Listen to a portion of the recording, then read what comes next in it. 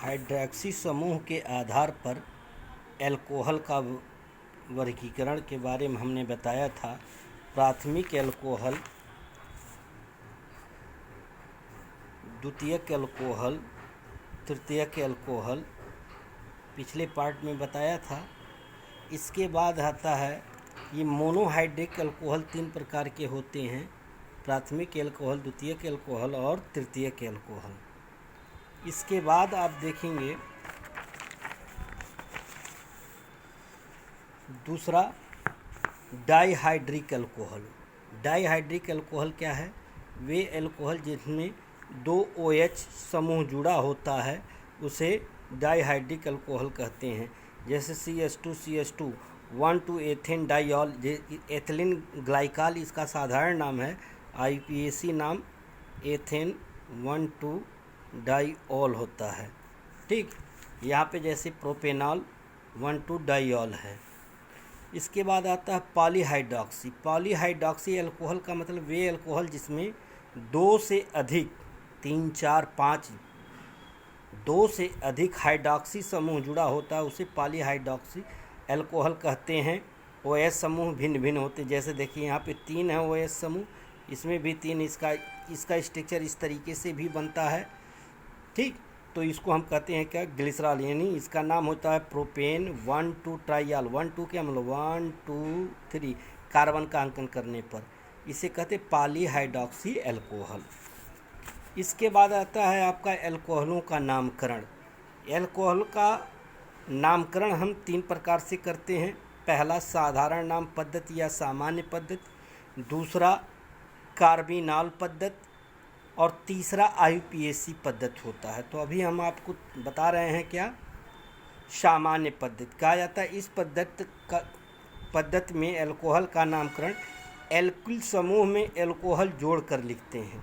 Alkyl समूह में alcohol जोड़कर, जैसे ROH है, ये एल्कोहल का सूत्र है, आप जानते हैं ROH सामान्य सूत्र।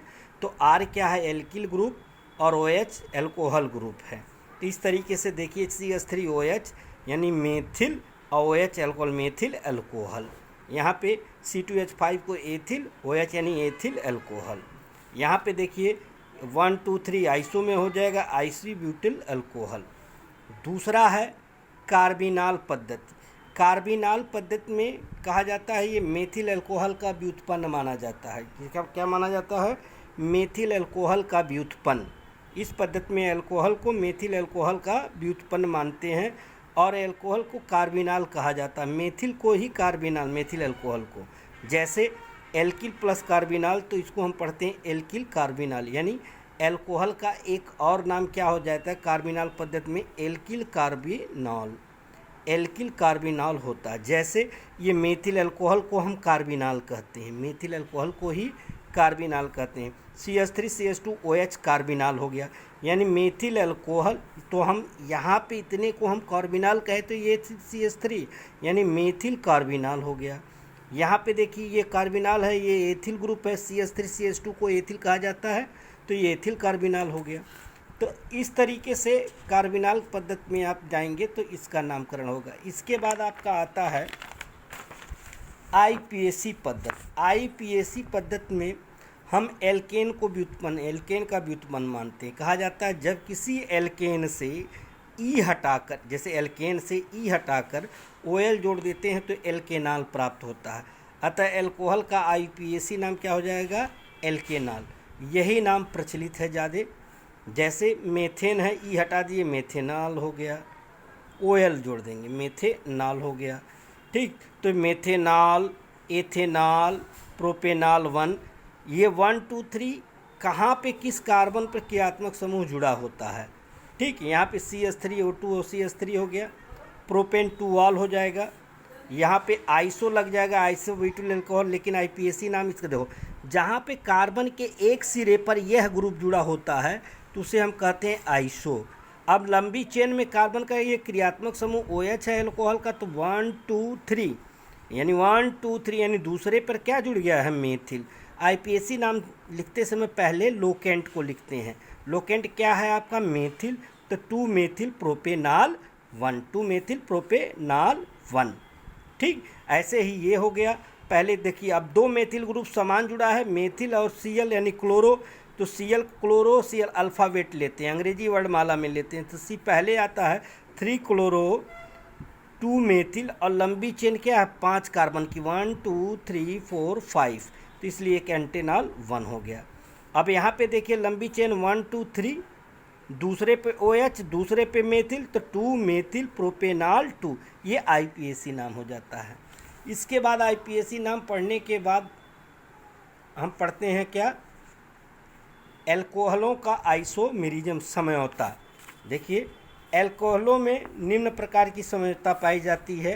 पहली समझौता क्या है, समझौता किसे कहते हैं आप जानते हैं कि ऐसे यौगिक जिनके अणुसूत्र समान परंतु संरचना सूत्र भिन्न भिन्न होते हैं और भौतिक गुण भिन्न होते हैं, रासायनिक गुण भिन्न होते हैं, उन्हें हम क्या कहते हैं, समझौता, उस घटना को समझौता।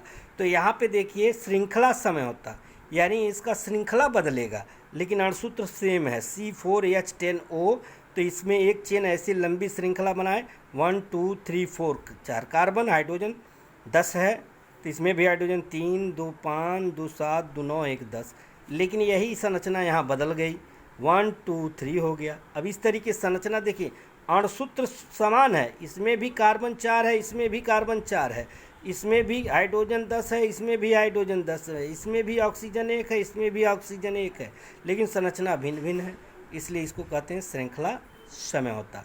श्रृंखला समझौता में ब्यूटेनॉल 1 और इसको पढ़ते हैं दूसरे पे मेथिल 2 मेथिल प्रोपेनॉल, यानी नाम भिन्न भिन्न हो जाएगा संरचना बदलने के साथ। दूसरा होता है पोजीशन आइसोमेरिज्म।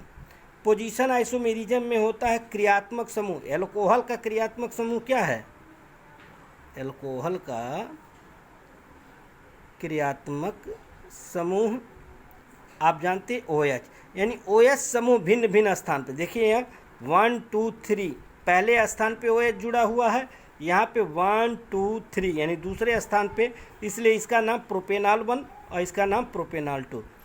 ठीक इसी प्रकार ये है, ये केवल किसका स्थान बदल जाता है, बोलिए किसका स्थान बदलेगा, तो कहेंगे आप कि हाइड्रॉक्सी ग्रुप का स्थान बदल जाता है।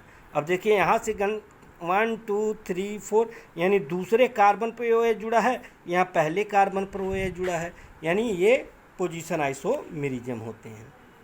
ठीक, इसको उतार लीजिएगा। अगला आपका है क्रियात्मक समझौता। क्रियात्मक समझौता कहा जाता है जिनमें क्रियात्मक समूह भिन्न भिन्न हो, अणुसूत्र समान है।